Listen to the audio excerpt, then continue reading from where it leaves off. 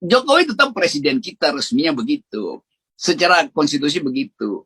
Tapi secara etis orang nggak lihat lagi Pak Jokowi sebagai presiden. Kan kesadaran itu yang mesti ada di istana tuh. Supaya nggak perlu ada semacam pola komunikasi baru, nanti datang lagi juru-juru bicara istana marah-marah lagi. Itu nggak ada gunanya lagi. Karena orang bertanding dengan waktu. Orang mau uji aja tuh. Tanggal 20 bisa nggak herd immunity terjadi di Jawa dan Bali? Kan itu intinya kan. Nah sekarang kita lihat eskalasinya masih naik tuh. Berarti bahwa ada yang tidak bisa diturunkan. Nah supaya bisa orang percaya bahwa Presiden Jokowi masih punya kemampuan untuk mengendalikan, maka mesti dilakukan langkah radikal. Saya tadi usulkan demisionerkan para menteri. Sementara aja Pak Luhut, Pak Mahfud segala macam. Jadi menteri yang suka bikin kontroversi, di silence dulu tuh, di silent dulu. Ganti dengan 3 tokoh gubernur, 3 sebetulnya buat gampang, 3 gubernur di Pulau Jawa tuh. Jadi semacam departemen baru penanganan COVID. Cuma sampai tanggal 20 supaya publik percaya ulang tuh. Jadi caranya begitu, bukan dengan kalau presiden kurang dipercaya maka presiden suruh kakak pembina keluarin buzzer. Ini kayak nggak ada lain di kantongnya tuh, untuk berpikir masuk akal itu.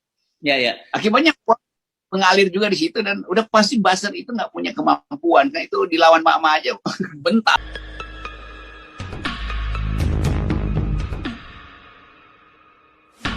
Sampai pagi ini sudah disuntikan 56 juta dosis untuk 40 juta orang yang suntik pertama. Ya, sisanya suntik kedua. Jadi dari 75 juta itu tinggal sisa di stoknya ada sekitar 19 juta dosis. Kita sudah mendapat kedatangan bahan baku yang cukup. Arahan Bapak Presiden untuk vaksinasi ini agar dipercepat dan beliau memahami bahwa stok itu ditahan di daerah-daerah sebagai cadangan suntik kedua sebesar 19 juta dan beliau meminta agar segera dihabiskan saja karena nanti akan ada dosis vaksin baru yang datang. Jadi artinya ketika kita bilang sekarang itu C19 itu beredar, maka sesungguhnya dia adalah dalam pandangan saya yang bukan ahli farmasi dan hanya mencoba melakukan kajian ekonomi politik kesehatan, C19 itu pada hakikatnya adalah virus influenza yang direkayasa sedemikian rupa sehingga menjadi demikian ganas yang penyebarannya, itu tadi melalui hap atau melalui chemtrail posisinya. Itu jawaban saya yang kedua yang kayak gitu posisinya. Lalu kalau kita bilang bagaimana status vaksinnya sendiri kalau situasi masyarakat terbelah kayak gini, apakah kita sampai pada posisi memang betul-betul merasa aman atau tidak? Karena statusnya penggunaan darurat dan tingkat kemujarapan seperti itu dan hanya 2 negara yang menjamin, maka sesungguhnya buat saya untuk jangka panjang vaksin ini memang tidak menjamin bahwa dia aman.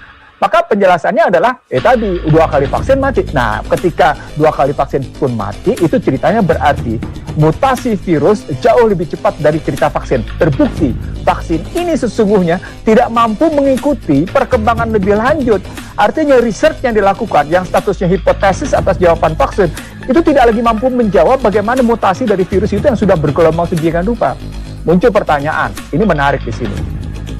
Anda bisa lihat, korban pertama Rusia, korban berikutnya Amerika, korban berikutnya Brazil, korban berikutnya India, korban berikutnya Indonesia. Apa artinya?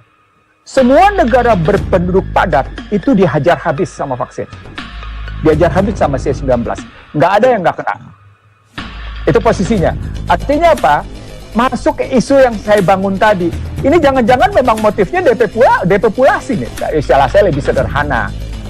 Population restructuring. Saya menggunakan istilah gitu. Jadi ada strukturasi penduduk. Maka bisa lihat, sebelum cerita Delta varian ini membengkak, semua yang mati adalah lansia. Rata-rata 80 sekian persen tuh yang mati adalah lansia. Loh, ketemu dong. Sama seperti misalnya, siapa yang sesungguhnya jadi korban di Amerika? Kalau Ibu Siti Fadilah menyatakan tadi ini adalah negara masing-masing korban, maka sesungguhnya mesti dicari adalah the real actor-nya. The real actor-nya tadi, pakai aja konsep TPP. Pakai aja konsep TVIP, akan kelihatan. Nah, kalau begitu, sekarang kita bagaimana mengatasinya? Menurut saya, nggak bisa kita gebiah uyah untuk satu sisi bahwa model virus yang ada di India, model virus yang ada di Amerika, model virus yang ada di Brazil, itu sama dengan yang nama ada di Indonesia. Begitu juga vaksinnya. Masa sih kualitas virus yang ada di sana sama dengan kualitas virus yang ada di sini? Masa sih vaksin yang ada di sana bisa juga efektif di sini? Belum tentu. Karena yang namanya tadi, penggunaan darurat itu menjadi kata kunci bahwa ini situasi darurat dan karena ini tidak efektif, walaupun dibilang tinggi, dan pada saat yang sama, tadi, negara akhirnya cuma jangka panjang, nggak berani saya ngejamin posisinya. Dan pada saat yang sama, ini bisnis. Kenapa? Commercial good, padahal rakyat yang membiayai.